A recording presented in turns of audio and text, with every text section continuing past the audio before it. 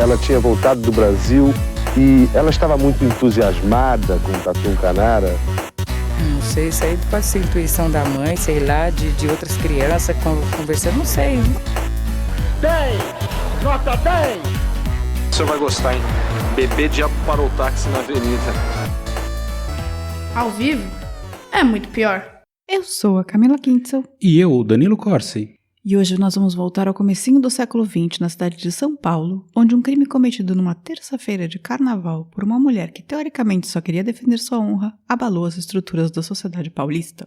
Venha com a gente conhecer o assassinato que ficou conhecido como o crime da Galeria de Cristal. Mas antes, Danilo, me conte do Site Guy. Eles fazem sites, aplicativos e outros paranauês, me conta.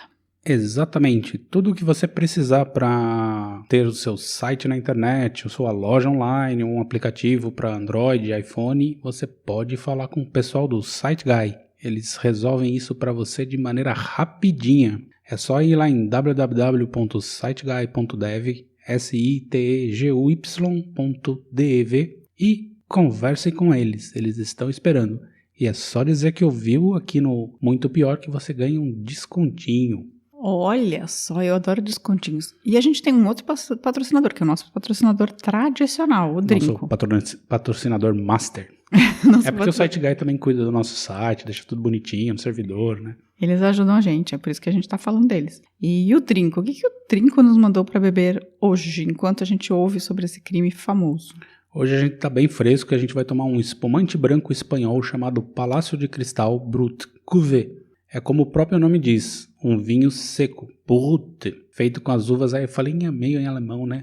Falou Brut. É, Brut, feito com as uvas Airen, Verdejo e Sauvignon Blanc. As vinhas desse produtor têm mais de 100 anos, então dá para dizer que talvez já estivessem lá quando o crime de hoje foi cometido. Nossas uvas não, né?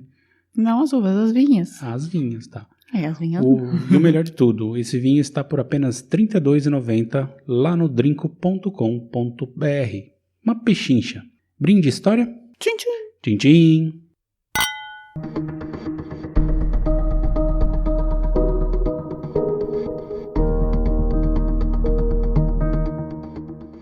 Bem, antes de contar sobre o crime que aconteceu em 1909, eu vou... Mas antes de tudo, você só faz histórias de crime, né? Você adora. Não. Eu faço histórias de crime. Eu não contei nenhuma história de crime, eu acho. Você contou, assim, o caso do mistério dos irmãos Aragão foi um crime. Ah, mas é meio lenda urbana aquilo lá também, né? Ah, tem vários crimes que você contou, só que os seus crimes às vezes são crimes históricos. Os meus são crimes mais pessoais, assim. Tá bom, segue o jogo. Enfim, antes de contar sobre o crime que aconteceu em 1909, eu vou contar em ordem cronológica o que aconteceu até ele ocorrer. E foram 4 anos cheios de maluquices nessa história. Então começamos com os personagens. A Albertina Barbosa tinha em 1904 recém se formado em magistério. Ela era uma jovem de 18 anos e morava com a mãe em uma pensão no centro da capital, mais especificamente na rua Bento Freitas. A mãe de Albertina era separada do marido, que era o pai de Albertina, e alugava quartos para estudantes e profissionais para as duas se manterem na capital.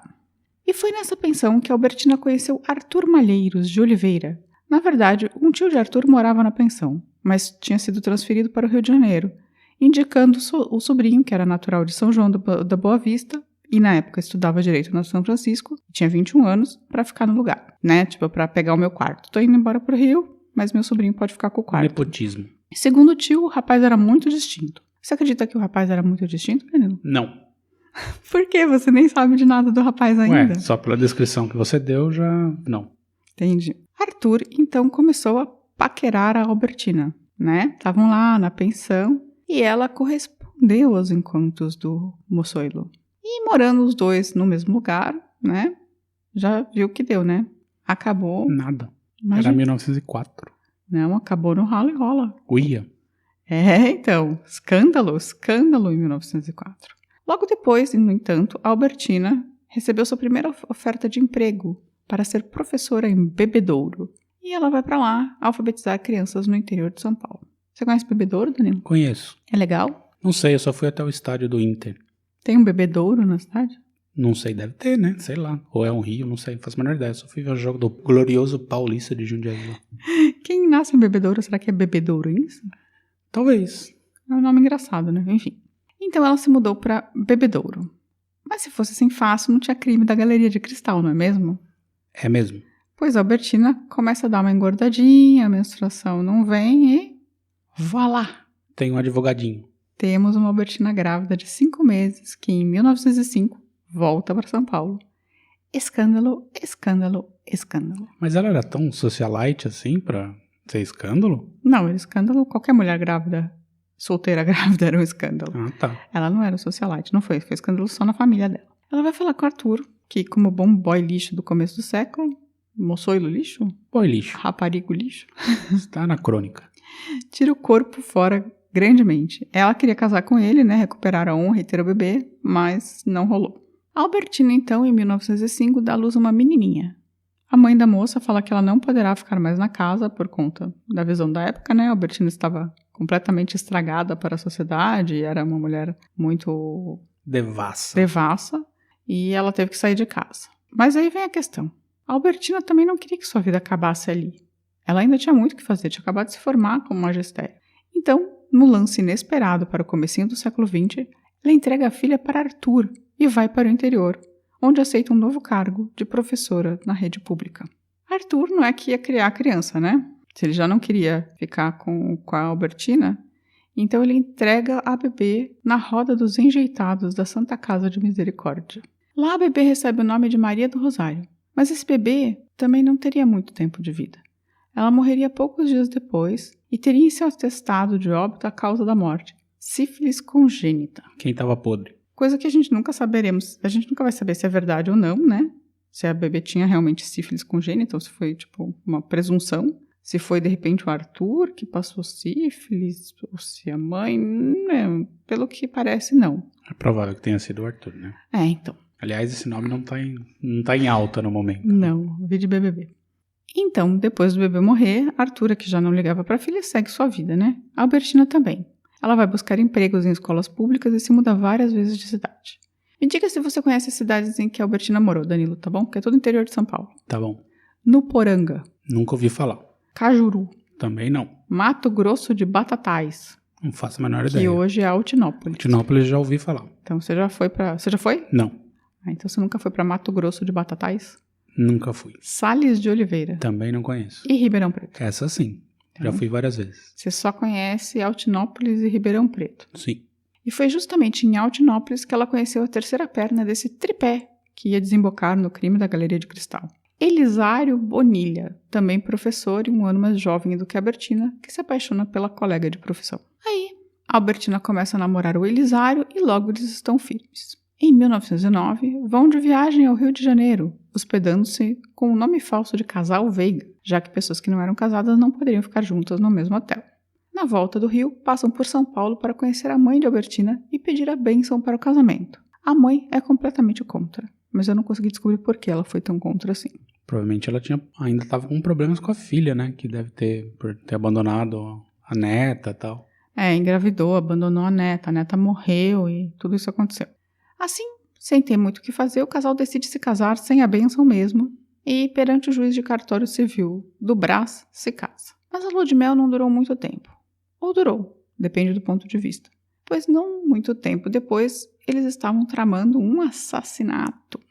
Como você deve imaginar, eles queriam matar o agora bacharel Arthur Malheiros, que deflorou, não casou e não assumiu o bebê. Mas segue a vida, não? Sim, 4 anos depois. O que você acha disso tudo? Não, eu acho uma idiotice, bizarrice, assim, sem precedentes. Aí tem 2 versões pra coisa. A primeira é que Elisário, tomado pelo ciúme de a mulher não ser mais virgem, ameaça com a anulação do casamento, a menos que Arthur morra. Mas eles já não tchaca-tchaca? Eles não ficaram no Então, mesmo quarto no Rio? eu e tal? acho estranha essa versão, mas essa é a versão de Albertina. A outra versão é de que a Albertina, na real, tinha uma sede de vingança enorme do Arthur e resolveu convencer o marido de que essa era a melhor maneira de eles terem um casamento sólido e feliz, que seria matando o Arthur. Então você acha que a versão do Elisário faz mais sentido? Porque... Parece muito mais realista, assim. A primeira, assim, sei lá, pode ser até que eles tenham dormido no mesmo quarto e não tenha acontecido nada, mas, sei lá, parece estranho. Sim, concordo com você. De qualquer maneira, eles decidem pelo crime. Para isso, Elisário dá a Albertina seu revólver, mas não seguro de que ela saberia atirar, ainda vai à loja Doutor das Tesouras e compra não uma tesoura, mas uma faca grande e extremamente afiada, just in case. Então, a Albertina estava lá, revólver e faca. E aí, o Elisário sai à procura de Arthur. Mas calma, como que Elisário ia saber quem era o Arthur, né? Porque eles não se conheciam. Sim, não é que era comum fotos, né? Pois ele e a Albertina passam o dia indo a fotógrafos no centro de São Paulo e procurando por uma foto dos bacharéis formados no ano anterior. Parece que era super tradicional, né? Os bacharéis tiraram aquela foto. Yearbook, né? Isso. E quando eles acharam, a Albertina apontou para o Elisário o Arthur e ele decorou a fisionomia. Foi assim que o Elisário saiu pela cidade Bom fisionomista. em busca de Arthur. Aí ele passeia por aquela terça-feira gorda de carnaval, no dia 24 de fevereiro de 1909, pelo centro da cidade procurando o Arthur. E o encontra brincando carnaval com os amigos em frente ao Café Guarani. Ali está também a noiva de Arthur, cujo noivado havia ocorrido há apenas 3 dias. Mas que não tem nada a ver com essa história, porque ela não é importante nesse momento. Eles estavam num frisson de lança-perfume, que parece que era normal em 1909. Nunca saiu de moda. Nunca saiu de moda? Nunca. Na minha vida nunca teve na moda, Loló. não. Nunca teve na minha moda, não. Mas pouco tempo depois, Arthur decide deixar o grupo e ir para casa. Nisso, ele é interpelado na rua por um simpático rapaz que diz ser carioca e ter uma boa proposta de negócios para Arthur. Era o Elisário, que convence Malheiros a ir até o hotel com ele. Que coisa nada a ver isso. Você tá saindo do carnaval para alguém, mano, vou te dar um trampo aí, cola aí. Vamos ao hotel. Nossa, nada a ver. E esse hotel que eles estavam é o prédio anexo à Galeria de Cristal, na verdade, tem uma entrada contígua, né? Que era um prédio super famoso, assim, no centro de São Paulo. Ele era chamado de Galeria de Cristal porque ele tinha um teto de vidro, basicamente, e tentava imitar as galerias francesas. Bem, chegando no quarto 59 do Hotel Bela Vista, anexo à Galeria de Cristal, Elisário abre a porta e Arthur se depara com... Tcharam! Quem? Albertina, né? A Albertina toda vestida de branco, como no dia do seu casamento, e segurando uma arma. Nossa, que nada a ver isso. A Arthur ainda tem tempo de pedir perdão algumas vezes, mas a Albertina não quer saber. Ela atira quando ele tenta fugir. Ao todo são 3 tiros na cabeça de Arthur Malheiros. Não contente e com medo que ele sobrevivesse, ela ainda pega a faca que compraram no Doutor das Tesouras e tenta decapitar o bacharel. Ela tava com muito ódio, né? Imagina, né? Tipo, ela tinha sido deflorada, engravidada, abandonada e o bebê morreu ainda. Mas ela tinha casado de novo. Ela tinha, mas parece que a Albertina ainda tinha muito ódio no seu coração. Nesse meio tempo, Elisário já está na rua procurando um guarda cívico. Ele encontra o soldado Antenor Bonilha, se aproxima e diz: ali dentro, num quarto do hotel, acaba de dar-se um assassinato. Então eles se entregaram, não é que foi... Tentaram fugir, nem nada. Nem nada.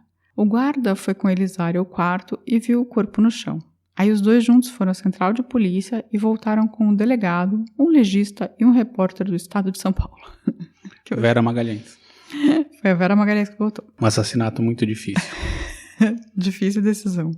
O médico legista examinou o morto e declarou que os tiros tinham sido a queima-bucha. Que eu achei bem engraçada essa expressão. Você sabia que existia a queima-bucha? Não fazia ideia. Nem eu. E que ele tinha morrido do corte no pescoço. Depois se descobriu que, na verdade, não era nada disso, que ele tinha morrido com os tiros mesmo. O repórter descreveu a cena com o título de A Tragédia, e eu vou ler para você. Voz de locutora de rádio, A editor. notícia de época. À direita, encostada em uma pequena mesa, com uma expressão tranquila, achava-se uma moça morena, de olhos negros vivos, muito brilhantes. Estava toda vestida de branco, com um lindo casaco de rendas que se lhe ajustava ao busto, desenhando-lhe umas linhas harmoniosas, perfeitas, de altura regular, uma forte massa de cabelos negros, vestindo-lhe o rosto de graça e simpatia.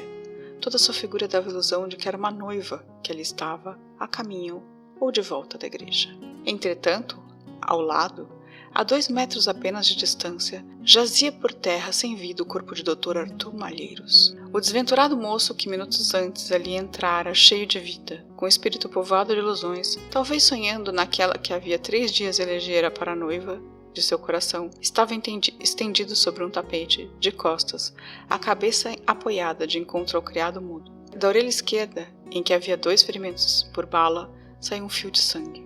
Do pescoço, que um largo ferimento parecia separar do resto do corpo. Jorros de sangue vinham empapar-se-lhe em coalho o peito do morto. Dr. Malheiros tinha os olhos semiabertos. O seu rosto contraído quase deixava adivinhar a suprema angústia por que o infeliz havia passado antes de cair morto. Belo texto. Né? Bem, você pode imaginar que Albertina e Elisário foram presos, né? Suponho que sim, né? E Albertina estava grávida de seu primeiro filho, Antônio, quando foi a julgamento... Segundo filho, não? Grávida de seu filho Antônio, que era o filho com o Elisário, quando foi a julgamento pela primeira vez, em junho de 1909. Nesse julgamento, o primeiro de 5, ela foi declarada inocente por unanimidade. Eita. Toda a opinião pública estava ao lado dela, que disse ter cometido o crime para limpar sua honra, manchada por Arturo. Bom, eu não sei se nessa época existia essa figura de crime de honra, né? Defesa da honra, existia. Mas eu acho que nunca teve no Código Penal isso. Na verdade, existia no Código Penal a defesa da honra, mas ela funcionava mais para homens, né? Homens traídos. Não, mas assim. eu acho, posso estar falando uma bobagem aqui, mas eu acho que nunca teve, mas era muito usada. Consensual, assim, né? Eu acho que tinha, mas enfim.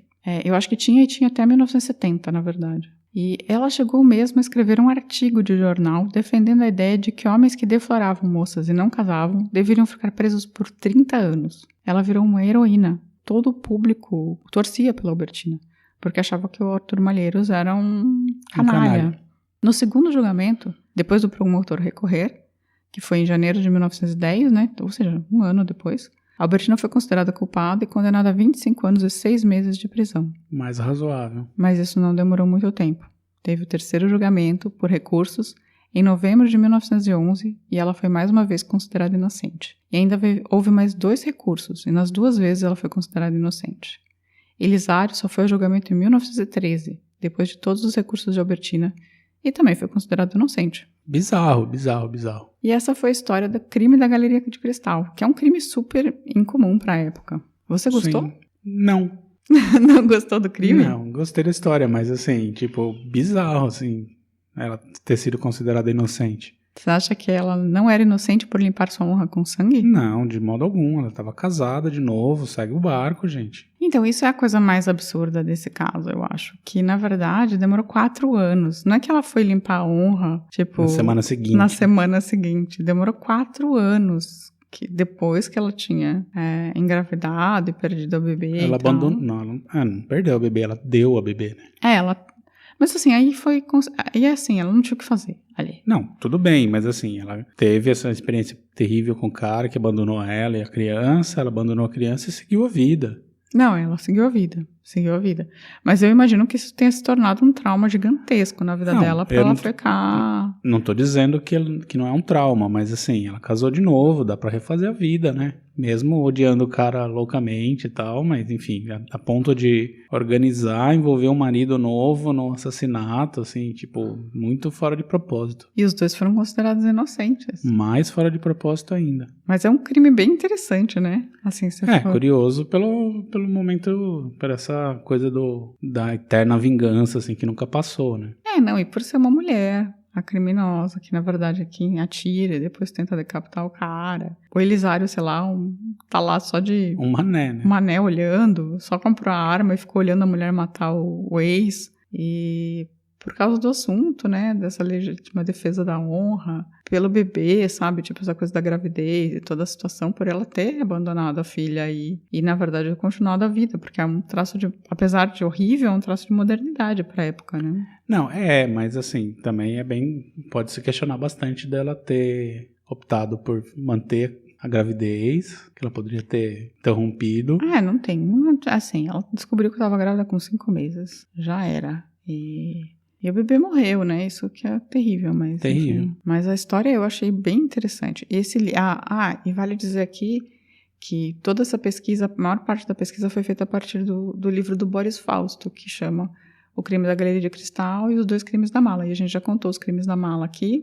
Sim, ouça esse episódio. E agora eu tô contando o crime da Galeria de Cristal. E tem um outro episódio também baseado no livro do Boris Fausto, também sobre crime, que é o crime do restaurante chinês. Que também acontece num... a gente já fez, né? Já fez, que também acontece num carnaval. É isso, assim.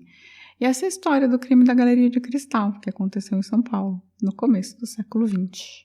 Agora a gente vai dar uma pausa, eu vou dar um pausezinho, tomar um golito do nosso espumante e voltamos já para recados.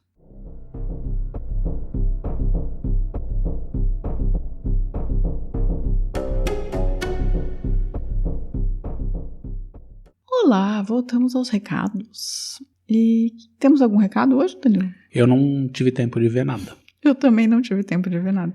Semana que vem a gente promete no próximo episódio fazer uma compilação de comentários. Eu recebi só uma mensagem do Giancarlo. Só pra gente não esquecer. Giancarlo. Eu recebi uma mensagem um direct dele. Então, essa eu posso dizer.